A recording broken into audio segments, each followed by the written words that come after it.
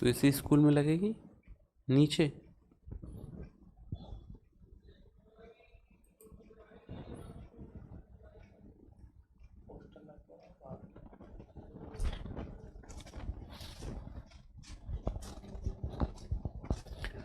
Hello बच्चों, कैसे हैं आप। मैं अरविंद आर्य आप सभी का ऑनलाइन प्लेटफॉर्म पर स्वागत करता हूं।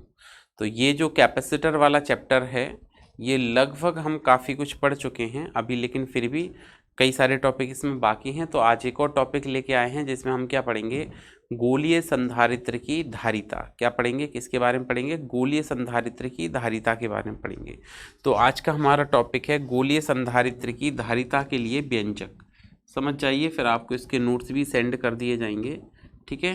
तो हम देखते हैं आज गोलीय संधारित्र की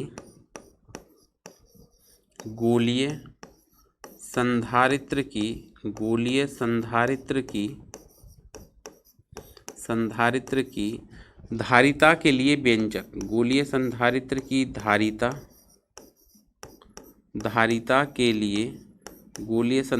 की धारिता के लिए व्यंजक। जो गोलीय संधारित्र है उसकी धारिता का सूत्र स्थापित करना है हमको। तो हम क्या लिखेंगे, गोलीय संधारित्र की धारिता के लिए व्यंजक। तो देखिए, गोलीय संधारित्र की धारिता का सूत्र स्थापित करना है हमको। तो सबसे पहले तो देखते हैं गोलीय संधारित्र के बारे में। जैसे आपने समांतर पट्टिका संधारित्र पढ़ा है, इसी प्रकार से गोलीय संधारित्र भी होता है। तो देखिए, गोलीय संधारित्र में हमने ऐसा कहा कि माना P एवं Q गोलीय संधारित्र की दो पट्टिकाएं हैं, ठीक है। हमने गोलीय संधारित्र की दो पट्टिकाएं बना दी, एक को नाम दिया हमने क्या, P, और ये गोलीय संधारित्र की दूसरी पट्टिका हो गई जिसको हमने नाम दिया Q, ठीक है। एक हो गया P और दूसरा हो गया क्या, Q। इस प्रकार से एक हो गया P और दूसरा क्या हो गया, Q।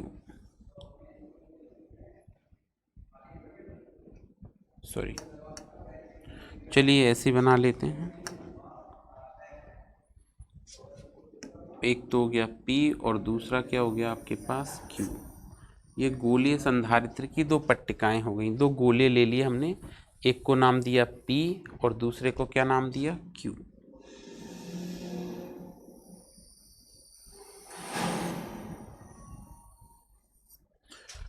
ये हमने गोलीय संधारित्र में दो गोले ले लिए P एवं Q। अब देखिए, जो P और Q गोले लिए हैं हमने, ये क्या करेंगे, यहाँ पे P और Q जो गोले लिए हैं हमने दो, ये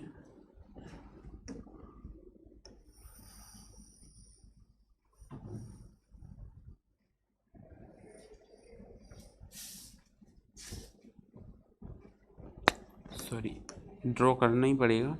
देखिए, हम इससे सिंप्लीफाइड मैनर में ड्रॉ कर देते हैं।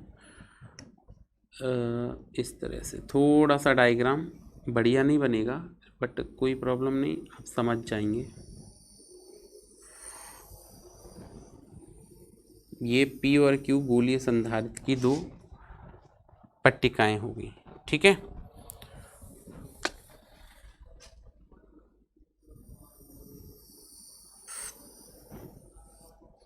चलिए, P और Q गोलीय संधारित्र की दो गोलीय पट्टिकाएं हो गई। P को हमने क्या किया, प्लस Q चार्ज दिया। तो हमने पढ़ा था कि एक को हमको क्या करना पड़ेगा, भू संपर्कित करना पड़ेगा। एक को क्या करना पड़ेगा, हमको पृथ्वी से जोड़ना पड़ेगा, ठीक है। एक को पृथ्वी से जोड़ना पड़ेगा, ये बढ़िया बन गया, ठीक है। तो हमने कहा कि इनकी जो त्रिज्याएं हैं वो क्या हो गई, ये सभी दोनों संकेंद्रीय गोले हैं। एक को नाम दे दिया हमने, ये अंदर वाले को P और बाहर वाले को नाम दे दिया Q। तो हमने क्या कहा, माना P एवं Q दो संकेंद्रीय गोले हैं। कैसे गोले हैं, P और Q दो संकेंद्रीय गोले हैं। संकेंद्रीय से मतलब समझते हो आप, दोनों का केंद्र क्या है, समान है। तो हमने कहा माना P एवं Q दो संकेंद्रीय गोले हैं। गोला P को, जिनकी त्रिज्याएं हम ले लेते हैं, एक की हमने R1 मान ली और दूसरे गोले की त्रिज्या क्या मान ली, R2 मान ली। आप कॉन्सेप्ट समझें, किताब में R1 R2 अलग भी हो सकता है, अगर आप कोई और दूसरी बुक देखते हैं तो उसमें भी अलग हो सकता है, लेकिन हमको कॉन्सेप्ट याद रखना है। आपको त्रिज्याएं AB भी दी जा सकती हैं, ठीक है। तो हमने क्या किया कि माना P एवं Q दो संकेंद्रीय गोले हैं जिनकी त्रिज्याएं क्रमशः जो त्रिज्याएं हैं वो क्रम से R1 एवं R2 हैं। इसकी त्रिज्या हमने मान ली R1 और ये दूसरे वाले गोले की त्रिज्या हमने मान ली R2। ठीक है, ये R1 और R2 त्रिज्याएं हो गई। तो देखिए ये त्रिज्या आपकी क्या हो गई R1 और ये वाली त्रिज्या आपकी क्या हो गई R2। तो माना P एवं Q दो संकेंद्रीय गोले हैं जिनका केंद्र और त्रिज्याएं R1 एवं R2 हैं। जो गोला P है, इस गोले P को हमने क्या किया, प्लस Q चार्ज दिया। गोला P जो है उसको हमने क्या दिया, प्लस Q चार्ज दिया, प्लस Q आवेश दिया। जैसे ही हमने इसको प्लस Q चार्ज दिया P को, तो क्या होगा कि प्रेरण क्रिया द्वारा गोला Q की आंतरिक सतह पर ऋणावेश, गोला Q की जो आंतरिक सतह है उस पर कैसा आवेश आएगा, ऋणावेश आएगा। और जो इसको Q की आंतरिक सतह पर कैसा ऋणावेश आएगा, इस तरह से ये ऋणावेश आएगा। ठीक है, फिर हमने क्या किया, इसकी बाहरी सतह को भू संपर्कित कर दिया। इसकी जो बाहर वाली सतह है उसको क्या कर दिया हमने, भू संपर्कित कर दिया। उसको किससे जोड़ दिया हमने, इसको हमने जोड़ दिया पृथ्वी से, ये इस प्रकार से। तो पृथ्वी से जोड़ दिया मतलब हमने क्या कर दिया, यहाँ पे इसको भू संपर्कित कर दिया इस प्रकार से, ऐसे ये पृथ्वी से जोड़ दिया। तो ये आपका गोलीय संधारित्र बन गया। तो क्या बताया हमने, गोलीय संधारित्र। अगर आप चाहें कि ये वाला आवेश हमने कैसे दिया, तो आप यहाँ पे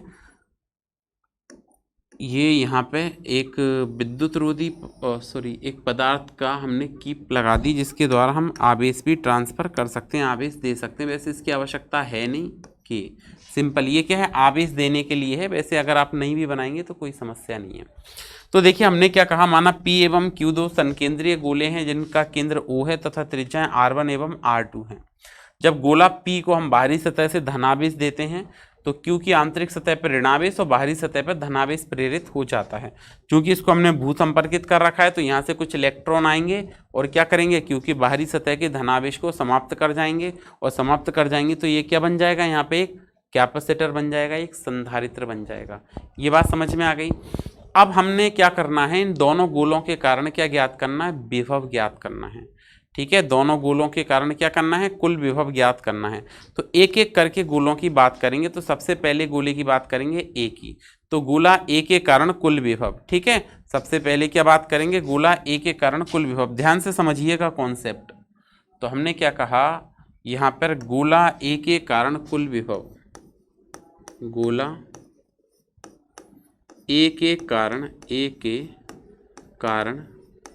गोला ए के कारण कुल विभव,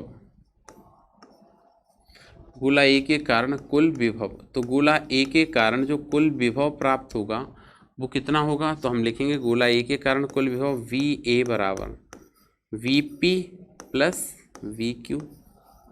ठीक है, मतलब P गोले के कारण विभव प्लस Q गोले के कारण विभव। अब कॉन्सेप्ट की बात आती है, अब समझना आप बात को।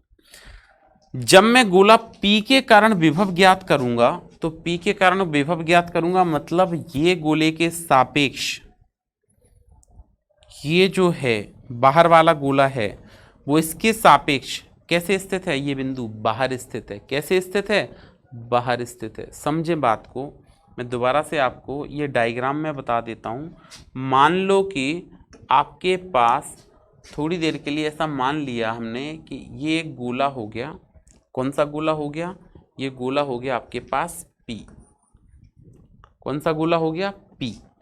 इसको हमने क्या किया, बाहरी स्रोत से पॉजिटिव चार्ज दे दिया। समझ पा रहे हैं आप बात को, इसको हमने धनावेश दे दिया। समझना बात को, इसकी त्रिज्या जो है वो हो गई कितनी, R1। अभी केवल P गोले की बात कर रहे हैं, सॉरी ये क्यों मत लिखें, गोला P, गोला A के कारण कुल विभव P दिया है तो P लिख दें, यहाँ पे P लिखें, ए ना लिखें। गोला P के कारण कुल विभव, तो हमने लिखा Vp बराबर V1 plus V2। V1 plus V2, एक तो इसके स्वयं के कारण विभव आएगा, इसके स्वयं के कारण विभव आएगा। तो R1 त्रिज्या है तो ये विभव इसके पृष्ठ विभव के बराबर होता है। किसके बराबर होता है, पृष्ठ विभव के बराबर होता है। तो पृष्ठ विभव के बराबर होता है तो हम क्या लिख पाएंगे इसको, Vp is equal to K। अब इसका आवेश कितना है कैपेसिटर में, हमने बताया था संधारित्र में दोनों पट्टिकाओं पे परिमाण में समान और प्रकृति में विपरीत आवेश होता है। तो इस पर कैसा आवेश है, इस पर पॉजिटिव चार्ज है। पॉजिटिव चार्ज है तो हमने लिखा K Q आवेश मान लिया इसका KQ अपॉन R1। ये बात समझ में आ गई। ये तो किसके कारण विभव आया, P गोले की खुद की सतह पर।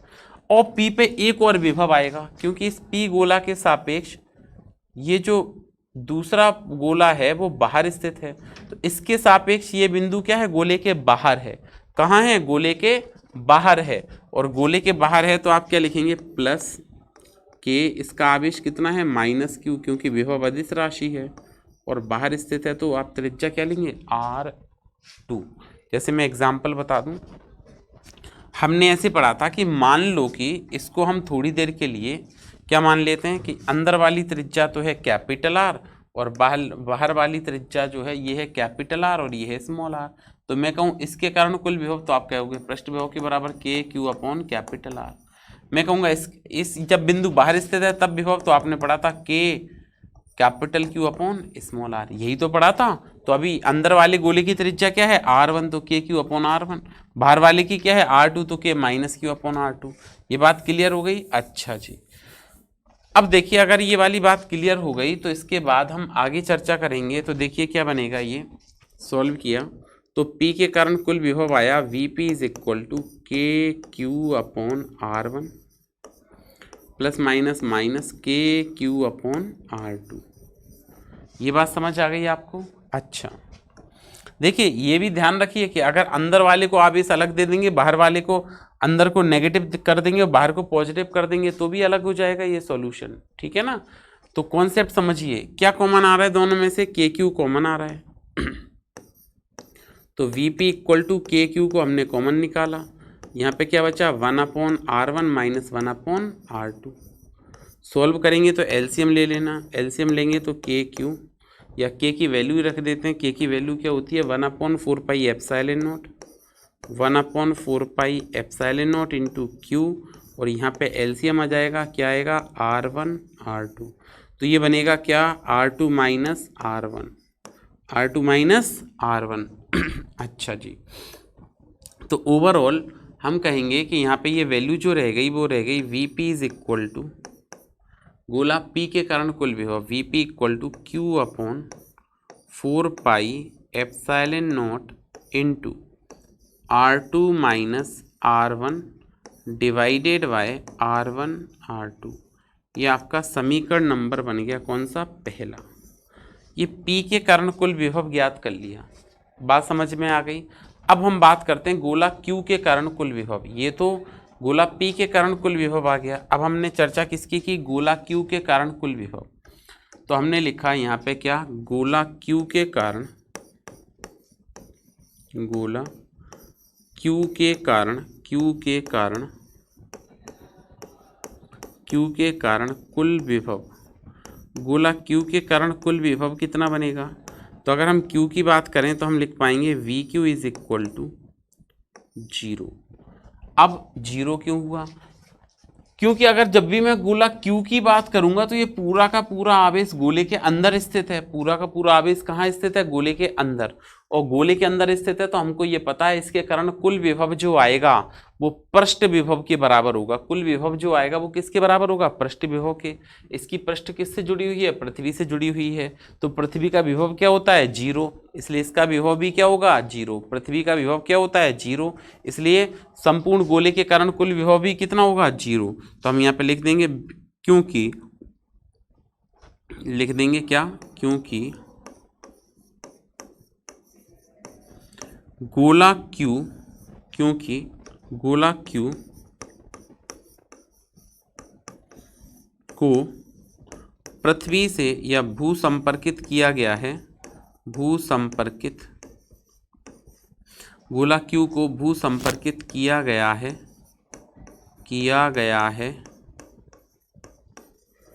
क्योंकि गोला Q को भू संपर्कित किया गया है एवं पृथ्वी का आवेश एवं पृथ्वी का विभव,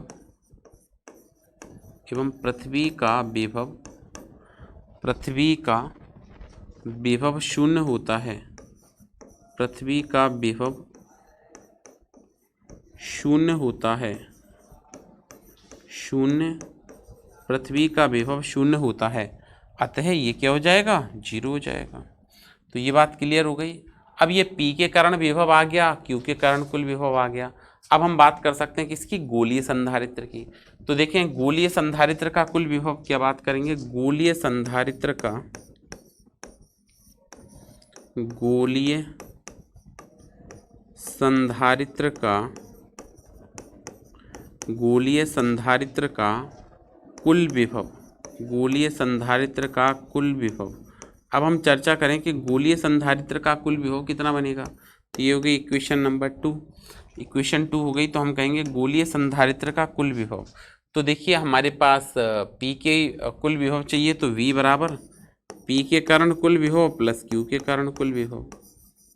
इनके मान रख देते हैं। P का मान समीकरण 1 से रखेंगे तो P के कारण कितना आया, Q upon 4 pi epsilon naught और R2 minus R1, R2 minus R1 divided by R1 R2, divided by R1 R2 plus Q के कारण कितना आया है, 0। ये बात क्लियर हो गई। इसका मतलब है कि आप इसको सॉल्व करके लिखेंगे तो ये कुल कितना आ जाएगा, तो ये जाएगा V बराबर Q upon 4 pi epsilon naught into R2 minus R1 divided by R1 R2। ये आपका हो जाएगा समीकरण नंबर 3। ठीक है, बात क्लियर हो गई। तो ये कुल विभव आ गया हमारा किसके कारण, गोलीय संधारित्र के कारण कुल विभव। अब देखो विद्युत धारिता की परिभाषा से हम यहाँ पे क्या लिख सकते हैं, तो हमने लिखा विद्युत धारिता की परिभाषा से, विद्युत धारिता की, विद्युत धारिता की परिभाषा से, विद्युत धारिता की परिभाषा से, तो विद्युत धारिता की परिभाषा से अगर हम लिखें तो C इक्वल टू बनेगा आपका क्या, Q अपॉन V। V का मान समीकरण 3 से रखने पर तो हमने लिखा V का मान, सॉरी क्या लिखेंगे, V का मान समीकरण 3 से रखने पर, V का मान समीकरण 3 से, V का मान समीकरण 3 से रखने पर। अब आप अगर यहाँ पे V का मान रखते हैं समीकरण नंबर 3 से तो ये बनेगा C equal to Q upon 4 pi epsilon naught, ये बन जाएगा। और यहाँ पे बनेगा क्या, R2 minus R1 divided by R1 R2, divided by R1 R2। अब आप देखिए यहाँ पे क्या होगा, Q से एक Q कट जाएगा, Q से Q कैंसिल हो जाएगा, तो ये Q से Q कैंसिल हो गया, Q से Q कैंसिल हो गया। तो ये थर्ड रेशो में इसको हमने ऊपर लिख दिया, तो ये क्या बना, C is equal to 4 pi epsilon naught, और यहाँ पे क्या जाएगा R1 R2 upon R2 minus R1, ठीक है, अपॉन R2 माइनस R1। यहाँ पे एक बात का ध्यान रखना कि यहाँ पे ये सॉल्व करने के लिए R1 की वैल्यू जो है, सॉरी R2 की वैल्यू है वो ज़्यादा है किससे, R1 से। तो R2 is greater than R1। ये गोलीय संधारित्र की धारिता आ गई, क्या आ गई धारिता, C equal to 4 pi epsilon naught R1 R2 upon R2 minus R1। ठीक है, फिर देखें यदि संधारित्र की दोनों प्लेटों के मध्य कोई परावैद्युतांक माध्यम स्थित है, यदि, क्या लिखा, यदि संधारित्र की दोनों पट्टिकाओं के मध्य, यदि संधारित्र की दोनों प्लेटों के मध्य, संधारित्र की दोनों प्लेटों के मध्य, संधारित्र की दोनों प्लेटों के मध्य, प्लेटों के मध्य एप्सिलॉन R, संधारित्र की दोनों प्लेटों के मध्य एप्सिलॉन R मान का, एप्सिलॉन R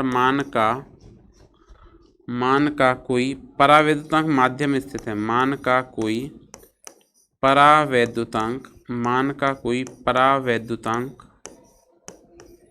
माध्यम स्थित है, कोई परावैद्युतांक माध्यम स्थित है तब एप्सिलॉन आर मान का कोई परावैद्युतांक माध्यम स्थित है तब हम क्या लिख सकते हैं? तो सिंपल हमने बताया था यहाँ पर क्या होगा, एप्सिलॉन आर से मल्टीप्लाई हो जाएगा।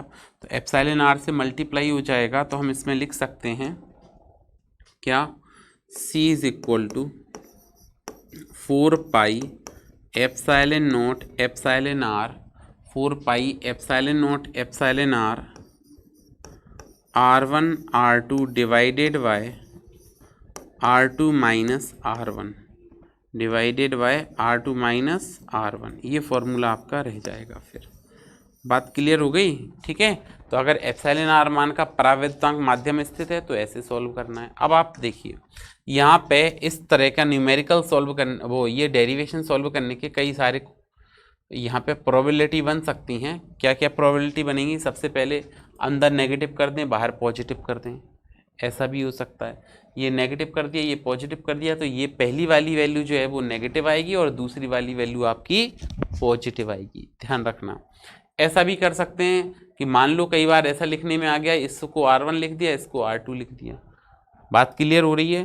तो फिर ये R1 minus R2 upon R1 R2 बनेगा। क्या बनेगा?